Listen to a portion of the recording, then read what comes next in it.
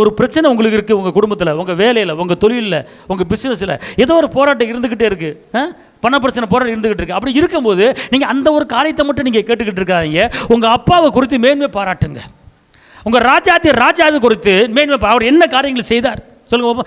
சூரியனையே நிப்பாட்டினார், சமுத்திரத்தை கடல் அலையை நிப்பாட்டினார், காற்றை அதட்டினார், சூறாவளி காற்றை நிப்பாட்டினார், செங்கடலை பிளந்தார், யோர்தானை கடக்க பண்ணார், கசப்பை மாத்தினார், மன்னவை வர வச்சார், காடைகளை விளை வச்சார், 4000 லாசரை உயிரோடு எழுப்பினார், பாண்டவர் சிறுமை ஊரே எழுப்பார். இது நம்முடைய தகப்பன், நம்ம அப்பா செய்த அற்புதங்கள், செய்த அதிசயங்கள். இவ்வளவு பெரிய அற்புதங்களையும் அதிசயங்களையும் செய்தவர் எனக்கு அப்பாவா இருக்கிறார்.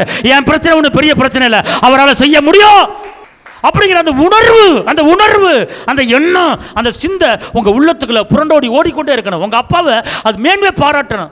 ஜீவனை கொடுத்தவர், அனாதி சிநேகத்தால் உன்னை சிநேகித்து என்னுடைய காரூணித்தால் உன்னை மூடி கரம் பிடித்து உன்னை நடத்தி கொண்டு வருகிற ஒரு தகப்பன்.